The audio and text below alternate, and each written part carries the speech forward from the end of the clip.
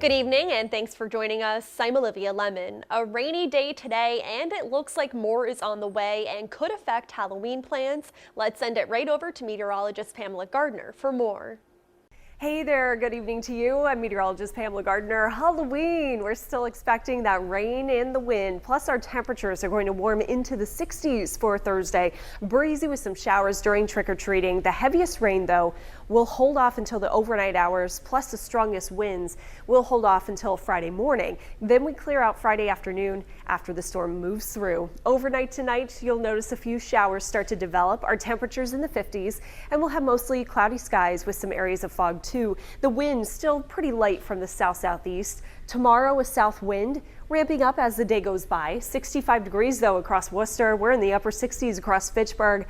And the showers will roll into the picture. So with the showers this evening, first moving in from the south, it's going to be a soggy night for us. Nothing too heavy though. After midnight, we get a brief break in the rain and then more heavy showers roll back in for Thursday morning, Thursday afternoon, Thursday evening.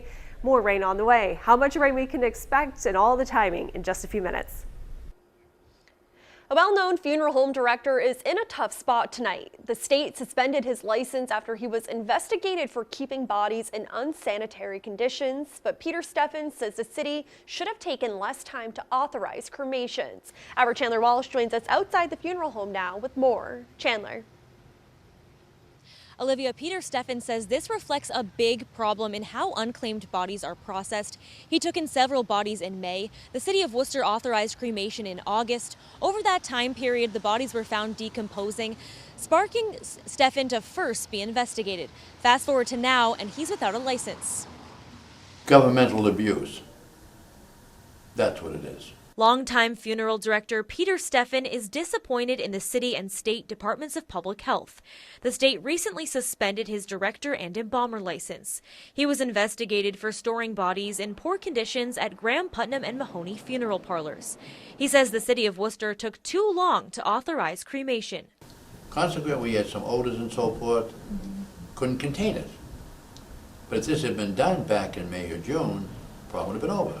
Stefan is known for picking up the bodies of people who don't have any family or money for funeral services.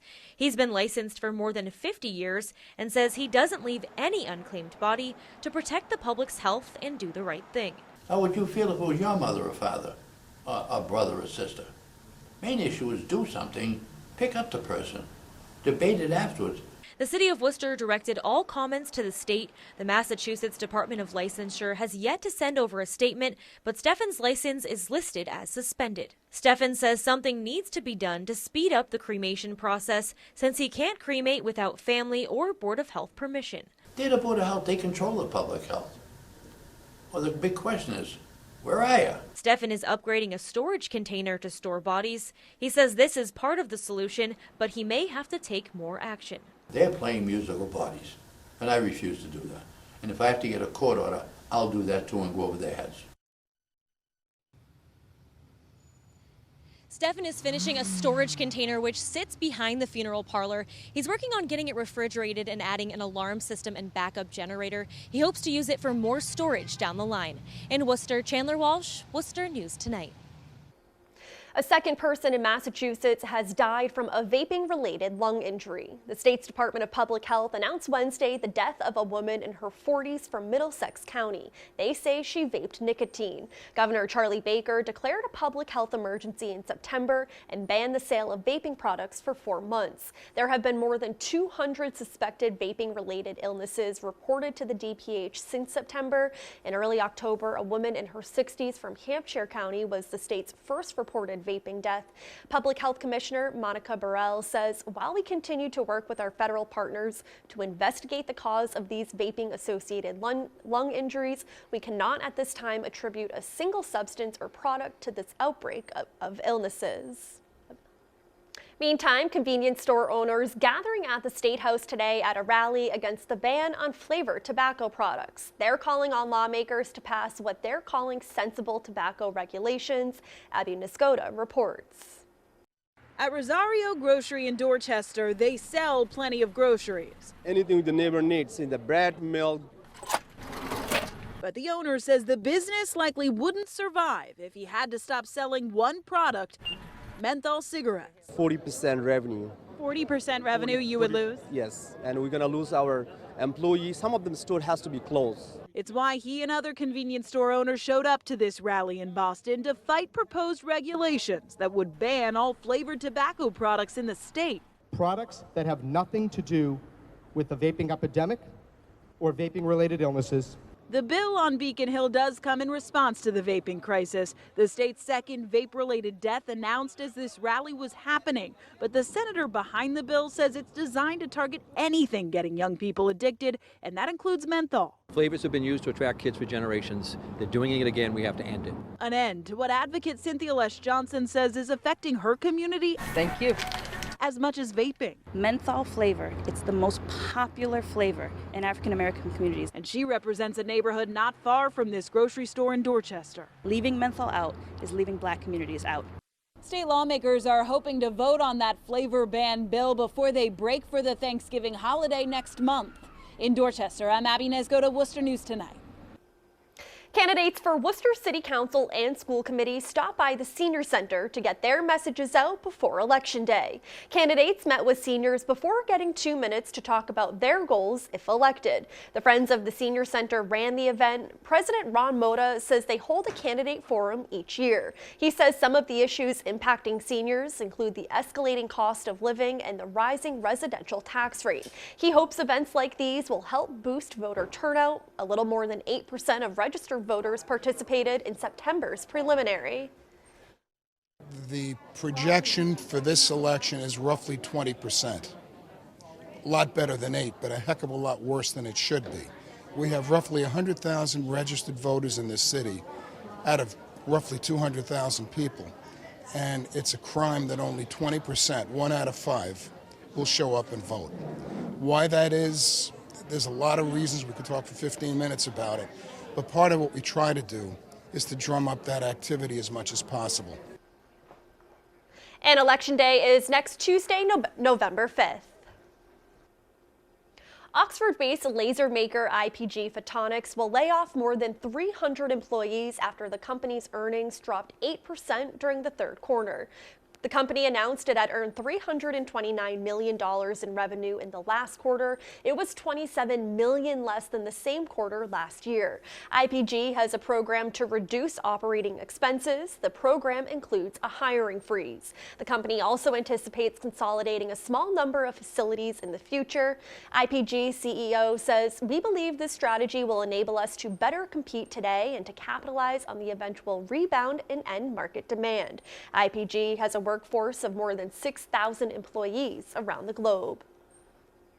Dozens of groups are expressing interest in buying Pleasant Valley Country Club in Sutton, and a letter of intent has already been signed. The property was listed for sale on Tuesday for $4 million. The real estate investment firm handling the sale says they aren't surprised by how much interest Pleasant Valley is getting. It was once home to professional golf in New England for years. Leisure Investment Properties Group says the next steps include contract agreements and inspections. Halloween is a lot of fun for kids across the area, but local police are reminding parents to be cautious when they're taking their children from door to door. Our Valerie Bell joins us now to explain. Valerie. Yeah, Olivia, Halloween is a very fun and exciting time. Kids get to dress up and go around and get candy and hang out with their friends. It's great. But while police are going around Worcester to make sure registered sex offenders can't give candy, it's also important for kids and parents to be cautious and aware. As kids go door to door collecting candy, probation officers will be visiting more than 60 homes this Halloween, but not to trick or treat. It's a combination of working with the Worcester Superior Court probation and the Worcester District Court probation officers. And we team up with them and check on the sex offenders that are living here in the city. They are taking part in Operation Watchdog. Officers visit the homes of registered sex offenders and warn them against opening their doors to trick-or-treaters. The probation department has, they put rules on the sex offenders that they cannot give out candy on that particular night. So we're checking to make sure that they're not giving out candy. Detective Mark Tivenin says this initiative started more than 10 years ago as just one effort to help protect kids on Halloween. We don't want to give these sex offenders an opportunity to do anything that they shouldn't be doing. And as the police are doing their part to ensure Halloween safety, health experts say parents and kids should too. Now, you hear this every year, but it's important to check your kids' candy before they eat it, looking for things like punctures and tears. Please don't take any food from that are homemade food or freshly made. Just make sure it's packaged and inspect the package very carefully. Nurse practitioner Raleigh Perea says another concern on Halloween is slip and fall injuries. He sees many kids come in with ankle sprains. When you walk, the kids are walking around, they're so excited, they're running around. They don't see the little divots, the potholes, the sidewalks, and they step off those sidewalks and they injure themselves. Now, I'm just going to offer one more quick safety tip, kids. I know you want to look really cool in, let's say, that Batman costume, but when your mom tries to put that reflective gear on you, make sure that you wear it so that you can be seen by cars, because as you can tell right now, it's getting dark out around this time that trick-or-treaters should be out. In Worcester, Valerie Bell, Worcester News Tonight. It's no trick, kids in several area towns won't be going out for treats on Halloween. Many central Massachusetts communities are postponing trick-or-treating due to expected rain on Thursday. Towns like Barry, Paxton, Princeton, Sturbridge, and Southbridge announced it will be moved to this Saturday. West Brookfield is moving the event to Friday. People from other towns who will be going on Thursday as planned may want some rain gear.